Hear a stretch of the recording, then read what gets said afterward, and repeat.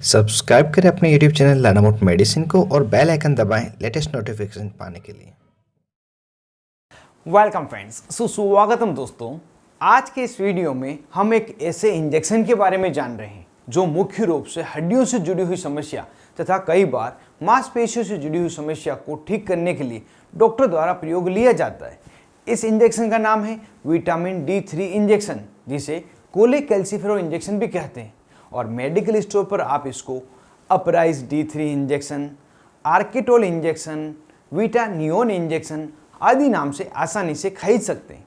हम जानेंगे यह इंजेक्शन किन किन बीमारियों में दिया जाता है, किस तरह से तथा कितने दिनों तक इस इंजेक्शन को लगाया जाता है, इसे लगाने पर तेज दर्द क्यों होता है, इस इंजेक्शन को लगाने पर क्या क्या साइड इफेक्ट होते हैं और भी इसके अलावा कई महत्वपूर्ण बातें इस इंजेक्शन के बारे में हम जानेंगे। इस कारण से वीडियो को बिना स्किप के अंत तक देखें। मैं हूं आपका होस्ट मोहित आदिज, आप देख रहे हैं अपना YouTube channel learn about medicine. चलिए आज से कुछ नया सीखते हैं।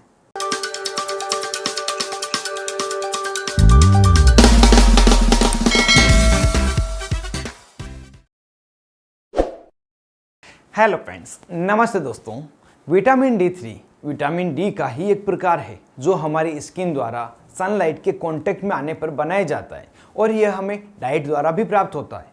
वास्तव में कोलेकैल्सिफेरोल खुद तो निष्क्रिय होता है, इनएक्टिव होता है, लेकिन शरीर में जाने के बाद हाइड्रोलाइसिस प्रक्रिया के द्वारा अपनी एक्टिव फॉर्म कैल्सिट्रायल में बदलता है। और यह हाइड्रोलाइसिस की प्रक्रिया दो जगह लीवर तथा किडनी में पूरी होती है। यह कोलेकैल्सिफेरोल विटामिन डी से बाइंड होकर कोशिकाओं में अनेक प्रकार के प्रोटीन बनाने का कार्य करती है तथा कैल्शियम के ऑब्जॉर्प्शन में मदद करती है। इस इंजेक्शन का प्रयोग किन किन बीमारियों के लिए किया जाता है?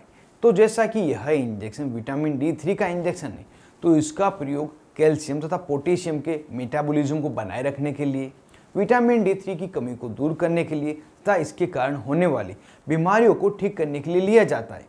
बीमारियां जैसे विटामिन D3 डेफिशिएंसी, जिसे विटामिन D3 की कमी भी कहते हैं।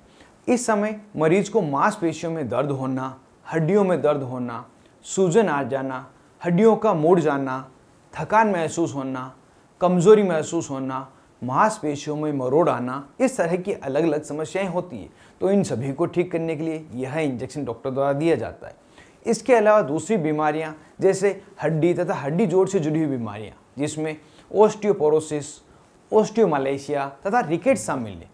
ओस्टियोमालेशिया वह बीमारी है जिसमें व्यक्ति की हड्डियां पतली, लचीली तथा कमजोर हो जाती है। साथ ही हड्डियों से जुड़ी हुई मांसपेशियां भी कमजोर हो जाती है और हड्डियां आसानी से टूटने लग जाती है। ओस्टियोपोरोसिस, इस समय हड्डियां काफ़ी कमजोर हो जाती है, ब्रिटल हो जाती है। हल्का फुल्का वजन उठाने पर भी, तेज गति से काम करने पर, चलने पर हड्डियों में दर्द होने लगता है और कई बार हड्डियों में माइनर फ्रैक्चर भी हो जाता है। यह स्थिति ज़्यादातर महिलाओं में तथा बुजुर्गों में देखी गई है। रिकेट्स, यह मुख्य रूप से बच्चों में देखी जाने वाली बीमारी है, जिसमें बच्चों के शरीर में जो लंबी हड्डियां हैं, जैसे हाथ की हड्डियां, पाँव की हड्डियां, यह लचीली हो जाने के कारण मुड़ जाती है।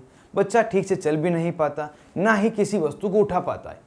इन सभी बीमारियों को ठीक करने के लिए यह इंजेक्शन डॉक्टर द्वारा लगाया जाता है। इसके अलावा यदि किसी मरीज को मांसपेशियों में तेज दर्द हो रहा हो, मांसपेशियों में कमजोरी महसूस हो रही हो, किसी व्यक्ति के दांत में, मसूड़ों में सूजन आ रही हो, जबड़े की हड्डी में तेज दर्द हो रहा हो, तब भी यह इंजेक्शन डॉक्टर द्वारा दिया जाता है। कोई मरीज है जिसको डिप्रेशन की समस्या है, जो एक प्रकार का मानसिक विकार है, इस समय में भी यह इंजेक्शन लगाया जाता है, क्योंकि स्टडीज में पाया गया है कि विटामिन D3 की शरीर में कमी होने के कारण व्यक्ति को डिप्रेशन की समस्या भी होने लग जाती है। तो यह इंजेक्शन उस समय भी दिया जाता है। इस इंजेक्शन का प्रयोग गर्भवती महिला में भी लिया जाता है, जब महिला में विटामिन D3 की कमी हो जाती है और कैल्शियम का एब्जॉर्प्शन प्रॉपर नहीं होता, जिस कारण से हो सकता है बच्चे में या गर्भवती महिला में हड्डियों से जुड़ी हुई समस्या हो जाए। तो उसके बचाव के लिए यह इंजेक्शन डॉक्टर द्वारा दिया जाता है। हाइपोपैराथायरॉयडिज्म नाम की एक बीमारी है, जिसमें थायराइड की समस्या तो रहती है, उसके अलावा शरीर में कैल्शियम की भी कमी होने लग जाती है और इस कारण से व्यक्ति को हड्डियों तथा मांसपेशियों से जुड़ी हुई कमजोरी महसूस होना, थकान लगना, इस तरह की समस्याएं होती हैं। तो यहाँ पर कैल्शियम की कमी को दूर करने के लिए, कैल्शियम के एब्जॉर्प्शन को बढ़ाने के लिए यह इंजेक्शन डॉक्टर द्वारा दिया जाता है। हाइपोकैल्सीमिया नाम की एक बीमारी है, जिसका मतलब है ब्लड में कैल्शियम की कमी हो जाना। जब यह स्थिति होती है तब भी यह इंजेक्शन डॉक्टर द्वारा दिया जाता है। यह सभी इस इंजेक्शन के मेडिसिनल यूज थे। इसके अलावा कुछ ऑफ लेबल यूज़ भी है, हालांकि उसके लिए कई क्लिनिकल ट्रायल्स बाकी हैं। फिर भी जो रूटीन में यूज़ लिए जाते हैं उसको हम यहाँ पे जान लेते हैं। उनमें post menopausal females, old age patient, इनमें हड्डियों के फ्रैक्चर को कम करने तथा हड्डियों को मजबूती प्रदान करने के लिए इसका प्रयोग लिया जाता है।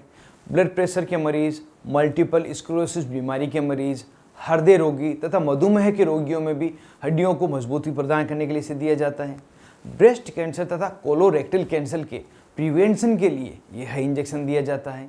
ट्यूबरकुलोसिस तथा अपर रेस्पिरेटरी ट्रैक्ट में तथा COPD chronic obstructive pulmonary disease में सपोर्टिव मेडिसिन के रूप में इस इंजेक्शन को डॉक्टर द्वारा प्रयोग लिया जाता है।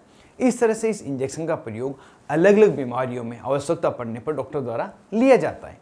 यह इंजेक्शन लगाने पर क्या क्या साइड इफेक्ट होते हैं?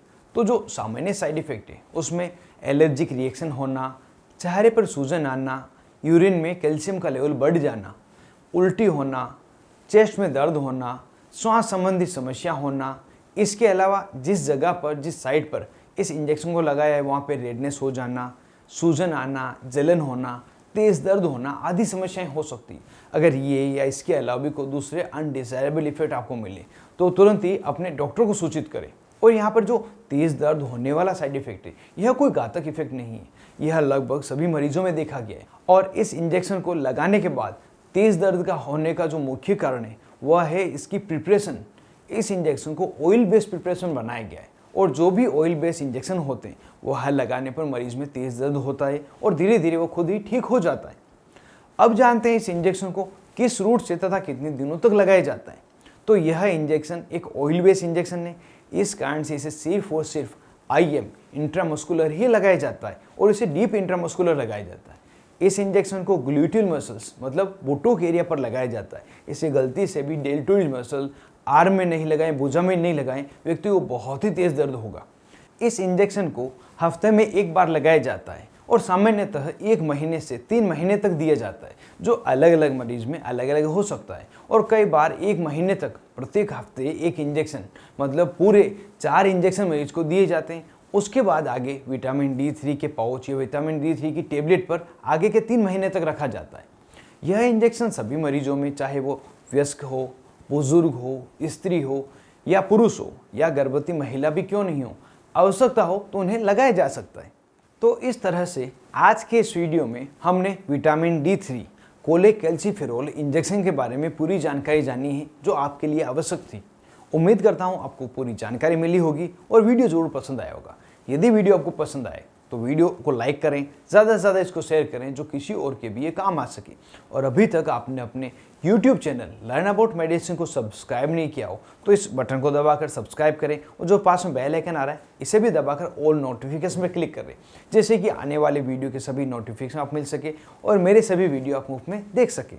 साथ ही अगर आप मेरी स्पेशल सर्विसेज चाहते हैं, कुछ शॉर्ट्स वीडियो में अपलोड करता हूँ वो सिर्फ आपके लिए ही चाहते हैं, तो नीचे दिए गए ज्वाइन बटन को भी क्लिक करें, जिससे कि आपको मेंबरशिप मिल जाए और स्पेशल सर्विस आपको मिलती रहे। तो वीडियो को यहीं खत्म करता हूँ। मिलते हैं किसी नए वीडियो में, नई दवा, नए टॉपिक के साथ में। तब तक के लिए स्वस्थ रहें और मस्त रहें।